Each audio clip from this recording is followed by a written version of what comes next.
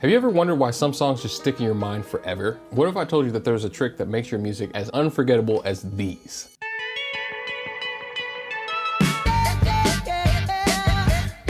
In today's music industry, being good isn't good enough. Your music needs to be memorable, because if it's not, it's at risk of being lost in the sauce of the other 100,000 tracks that are being uploaded on Spotify every single day. But don't worry, this trick I'm gonna show you is gonna make your music stick in people's minds forever. Because it isn't about luck, it's about mastering something I like to call the anchor hook. Whether you're writing for a chart-topping artist or for a sync placement, this trick is literally your golden ticket to getting paid what your music is actually worth. So strap in, there's 4 different things that we have to do in order to make these anchor hooks. I'm gonna share them with you right now. Because we want music that stands the test of time, right? Only way you're gonna do this is if you're actually being remembered. So think back to when you were a kid. You're maybe riding in your parents' passenger seat, right? And maybe you hear something on the radio, you start humming along, but after the chorus ends, maybe the second verse starts and you don't remember it, so you just start humming gibberish, even though you feel like you know the song frontwards and backwards. Has this happened to you before? That's the power of how important a melody is in a song. For instance, consider Tate McRae's song, Greedy. So sure of yourself, baby, don't get greedy. It's more than just a catchy pop song, because it's a perfect example of how an anchor hook actually works. A melody so captivating anchors into our heads and into our memories, refusing to let go. But what is it about this melody in Greedy that makes it so memorable? Because I guarantee you, by the time you're finished watching this video, it's gonna be stuck in your head too. What's the secret that transforms this song you might not even like into a music moment that resonates and stays with you? Before we dissect Greedy, we first need to define exactly what an anchor hook is in general. It's essentially the core thing that makes up a song with an element that grabs you and won't let you go. It makes a song not only heard, but felt and remembered. Because it's not just a catchy phrase, it's the fuel to a song, because it ties to us psychologically as more of an experience than just something we heard in a conversation. So now that we kind of have an understanding of what an anchor hook actually is, let's peel the layers back on this song Greedy and discover why this song went so viral last month, and find a way that we can take that element out of that song and put it in our own. Tate's Winter Banger answers these questions perfectly. So I'm gonna play some snippets from the song, and I want you to listen, focus, and try to identify exactly what this anchor hook is. And I kid you not, it's the most magnetic part of the song.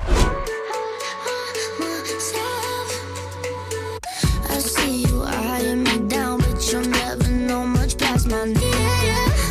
So sure of yourself, baby, don't get greedy. He said, I'm just curious, is this for real or just an... Can you hear it? A better question, can you hum it back to me? Here's your anchor hook right here. And this leads me to our first core concept of what an anchor hook is most known for, and that's its singability. The anchor hook in Greedy is a melody that flows effortlessly and fits through all the chord changes, which makes it feel super duper natural. You can't help but sing along to it regardless if you're 3 years old or you're 73 years old. It's simple enough for us to sing back, which means it's relatable to the general public. Without this next aspect, could have easily turned this 500 million stream tune into a flop that went paper plate on the Billboard chart. And the best way to describe it is when you're listening to a song, and right before you hit skip to go to the next one, just because it doesn't pique your interest, something plays and it makes you go, hey, yo, what was that? That's what recognizability is all about. It's finding some type of familiar voice in a crowd that our brains just gravitate towards. Let's see how Greedy actually uses this to stand out as well.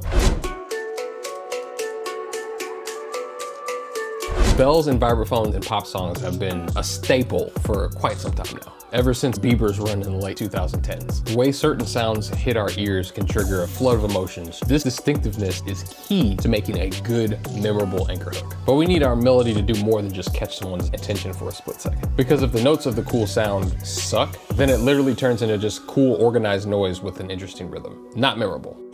This song, Greedy, not only catches our attention, but it also does something else so iconic that makes it have it so much viral potential as well. If you're a music creator, it makes you want to add your own twist to it, right? This creative stimulation is exactly what sets this song apart from many others. Just go back and listen to the song. The anchor hook never changes throughout the whole entire song. It's literally brainwashing. And the reason why this works without us really noticing, because it gives us a good sense of stability despite the chords changing so frequently. So it lets our imaginations run wild with different possibilities that we can add on top of that. But how do we make these kind of captivating melodies ourselves? What about rhythms used, use of silence, the best instruments, or how can we just make sure that they're not boring? I had these same questions, which is why I came up with a crash course called Melodic Storytelling. And it gives you the blueprint of like 15 other different things that you can use to make these anchor hooks really catchy so that it raises your chances of either having a new hit song or becoming a sync licensing legend. Getting paid with our music is actually worth it. So click the link below if you're interested in taking a course like that. But all this is absolutely useless without this last aspect of the anchor hook. Imagine being on a trail in the forest that leads to absolutely nowhere.